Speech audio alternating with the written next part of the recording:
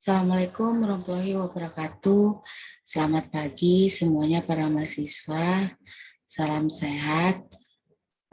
Baiklah, kita lanjut perkuliahan kita hari ini di minggu ini ya, metodologi penelitian akuntansi. Nah, topik kita hari ini adalah tentang fenomena penelitian ya, atau permasalahan ya.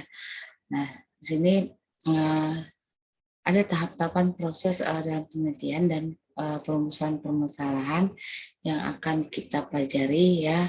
Berhubungan dengan di situ nanti adanya fenomena penelitian itu ada berapa. Oke, kita mulai aja ya, kita lanjut.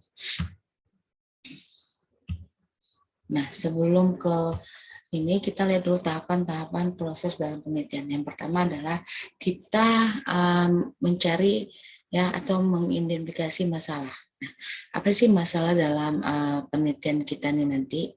Nah, di sini kita harus mengetahui identifikasi masalah itu, ya. Nah, setelah kita menemukan identifikasi atau fenomena permasalahan tersebut, maka di sini kita akan selanjutnya membuat hipotesis. Nah, membuat hipotesis ini merupakan jawaban sementara dalam permasalahan penelitian kita.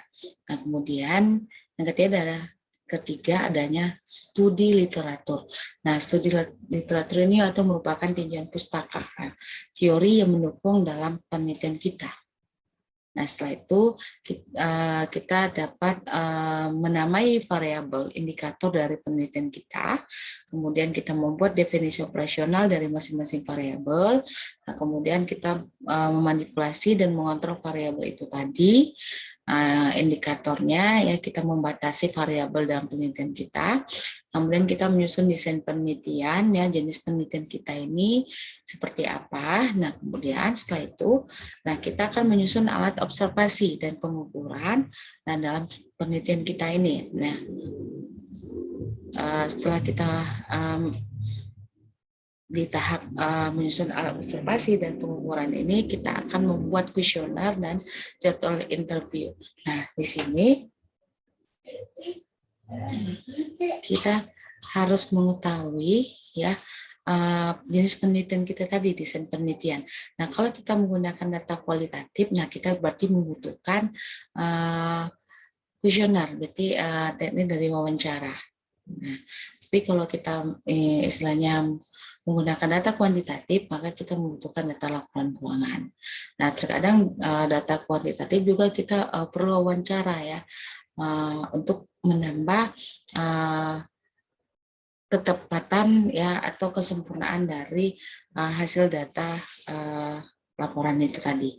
Nah, kemudian setelah kita dapat kuesioner hasilnya, maka kita akan membuat analisis statistiknya. Nah, jadi data yang tadi kita dapat jawaban kuesioner itu tadi, maka kita akan mengolah dengan menggunakan kompor untuk analisis data. Dan akhirnya setelah kita dapat hasil dari statistiknya, maka kita akan bisa menarik suatu hasil dari penelitian kita. Oke, kita lanjut di penemuan permasalahan. Nah, dalam permasalahan, di sini kita dapat mengidentifikasi sebagai kesenjangan antara fakta dengan harapan, kemudian ada antara tren perkembangan dengan keinginan pengembangan, dan terakhir adanya antara kenyataan dengan ide. Nah, di sini dalam menemukan permasalahan ada beberapa cara menurut Buckley dan kawan-kawan di tahun 1976. Jadi di sini dia membagi penemuan permasalahan itu secara formal dan informal ya, pernyataan permasalahannya. Nah, di formal di sini adanya rekomendasi suatu riset, analogi, renovasi, kemudian dialektik, ekstrapolasi, morfologi, dekomposisi, agregasi. Nah, kalau secara informal di sini kita membutuhkan konjektur, fenomenologi, konsensus, dan pengalaman. Oke, cara yang pertama di sini cara formal dalam menemukan permasalahan. Yang pertama adalah rekomendasi suatu riset. Nah, Dalam suatu laporan, penelitian pada bab terakhir membuat kesimpulan dan saran. Nah, saran atau rekomendasi itu akan menunjukkan kemungkinan penelitian lanjutan atau peneliti lain yang berkaitan dengan kesimpulan yang akan dihasilkan. Nah, saran ini juga dapat dikaji sebagai arah untuk menemukan permasalahan. Nah, di sini akan Ibu suruh Anda memilih atau mencari jurnal hasil penelitian orang sesuai dengan topik yang Anda inginkan. Setelah itu Anda baca. Nah, setelah Anda baca, Anda akan mereview jurnal tersebut. Nah, termasuklah di sini masuk ke saran.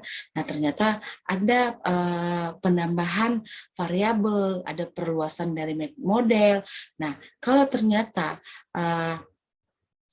jurnal yang Anda baca ternyata itu perlu dikembangkan lagi dan perlu perluasan dari variabel dan sesuai dengan permasalahan terkini, nah boleh Anda angkat kasus tersebut. Nah, oke, kemudian yang kedua adalah analogi. Nah, analogi ini adalah cara penemuan permasalahan dengan cara mengambil. Jadi pengetahuan dari bidang ilmu lain dan menerapkannya ke bidang yang diteliti. Nah, dalam hal ini dipersyaratkan bahwa kedua bidang tersebut haruslah sesuai dalam tiap hal-hal yang penting. Nah, jadi itu harus saling berkaitan. Nah, bidang yang akan kita teliti itu tadi. Nah, saling ada ketergantungan, hubungan. Nah, jadi maka bisalah kita angkat itu jadikan suatu permasalahan. Nah, contohnya bahwa dengan meningkatkan return on asset, maka salah satunya adalah kita meningkatkan current ratio, itu tadi hubungan itu tadi. Kemudian yang ketiga adalah renovasi. Nah, renovasi ini dipakai untuk mengganti komponen yang tidak cocok lagi dalam suatu teori. Nah, contohnya penelitian A, current ratio itu tidak berpengaruh, si B juga tidak berpengaruh dalam row A. Nah, si C juga meneliti di bawah tidak berpengaruh dalam row A. Maka kita akan ganti current ratio tadi, apalagi variabel yang akan mempengaruhi return on asset tadi. Nah, tapi harus dibarengi dengan teori ya, fakta yang membuktikan bahwa variabel independen ini memiliki pengaruh dalam meningkatkan variabel dependennya. Kemudian selanjutnya adalah dialektik. Nah, ini berhubungan dengan tandingan atau sanggahan.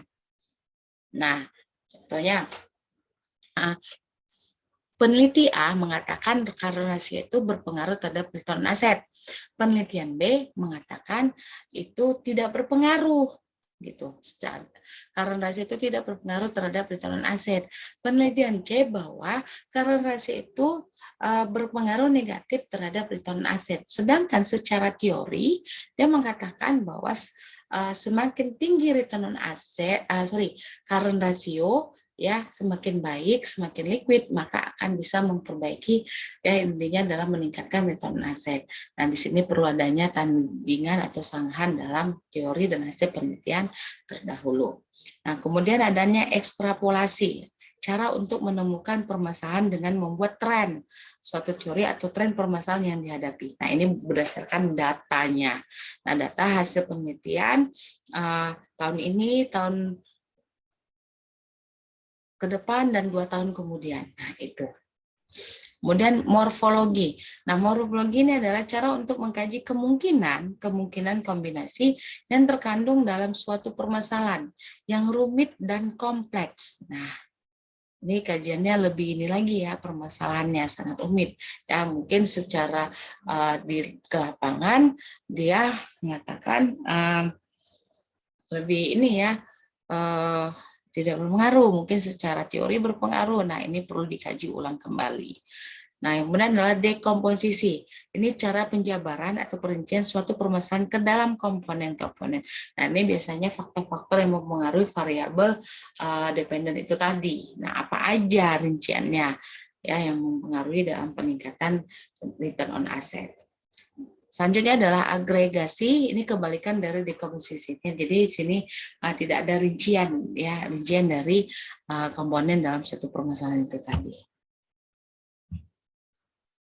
Nah, kemudian cara informal penemuan permasalahan.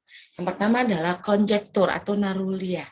Nah, permasalahan ini dapat ditemukan secara konjektur atau naluri ya, tanpa dasar-dasar yang jelas. Nah, secara naluri. Nah, kita mengatakan bahwa uh, uh, kenapa terjadi banjir. Nah, naluri hati kita mengatakan, ya karena masyarakat di situ membuang sampah sembarangan, sehingga saluran air itu tempat macet. Nah, itu tadi.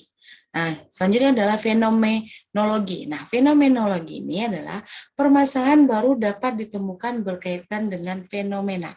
Itu kejadian perkembangan yang dapat diamati. Nah, sekarang kita lihat tren dari perkembangan COVID-19 kasusnya semua. Di tahun 2009 meningkat, 2020 meningkat, akhirnya di tahun 2021 setelah masyarakat mendapatkan vaksin, maka orang yang terkena COVID itu makin menurun. Nah, kenapa kekebalan tubuh sudah kuat pada masyarakat di Indonesia.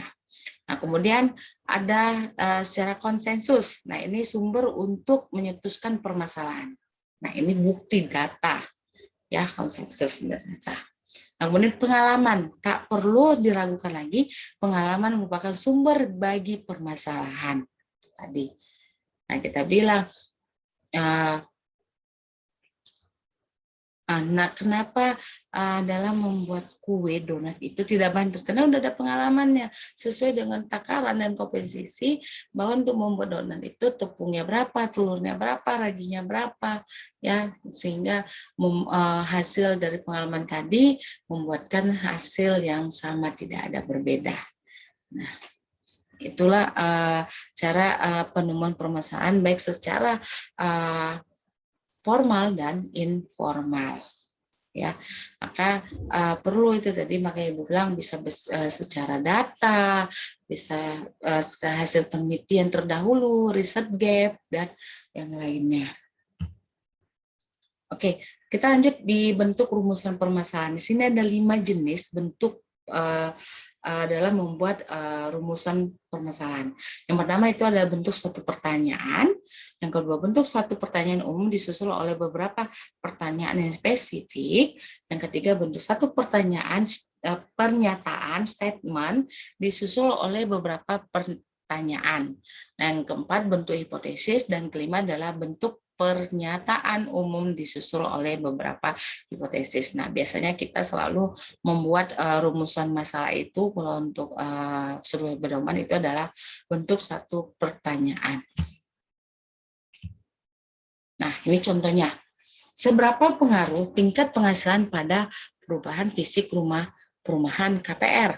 Yang kedua, faktor-faktor apa saja dan seberapa besar pengaruh masing-masing faktor pada persepsi penghuni terhadap desain rumah sub-inti.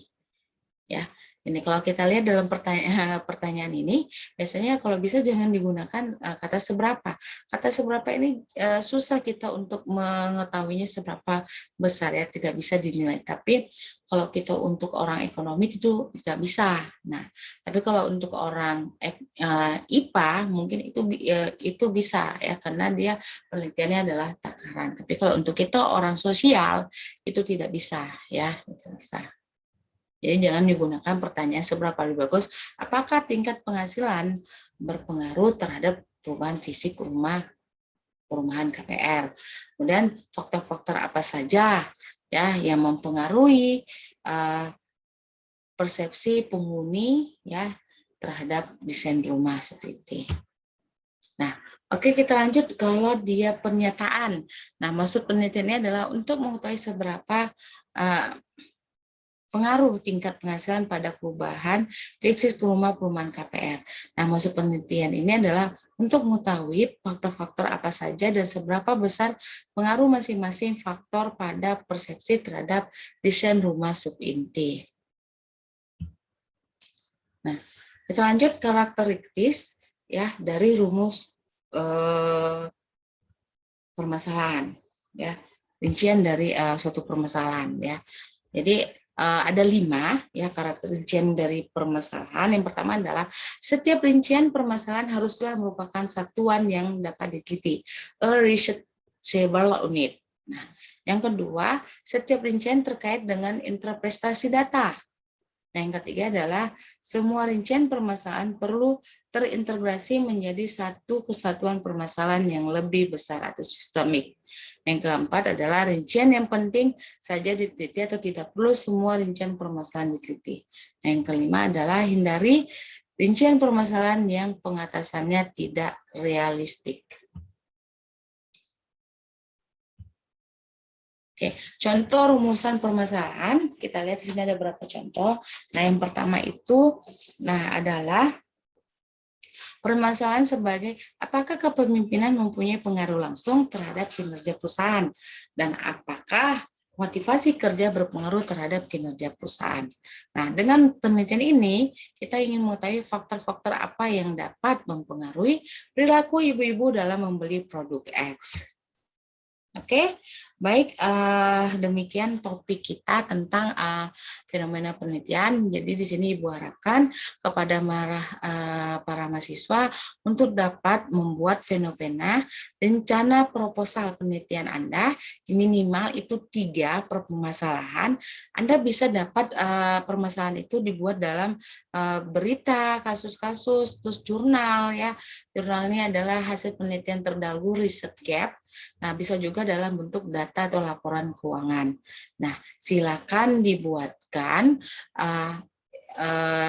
fenomena ya ataupun istilahnya identifikasi permasalahan rencana proposal Anda. Nah, kemudian jawabannya dibuat ke forum atau diskusi fenomena penelitian. Nah, jawaban ini merupakan absensi kehadiran Anda. Nah, tujuannya di sini adalah Anda harus lebih serius ya untuk dalam membuat proposal. Jadi di sini Anda belajar step by step ya.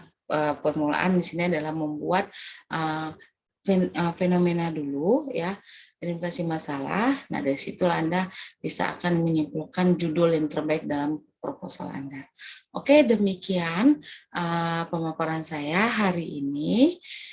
Salam sehat dan semangat, dan saya akhiri. Assalamualaikum warahmatullahi wabarakatuh.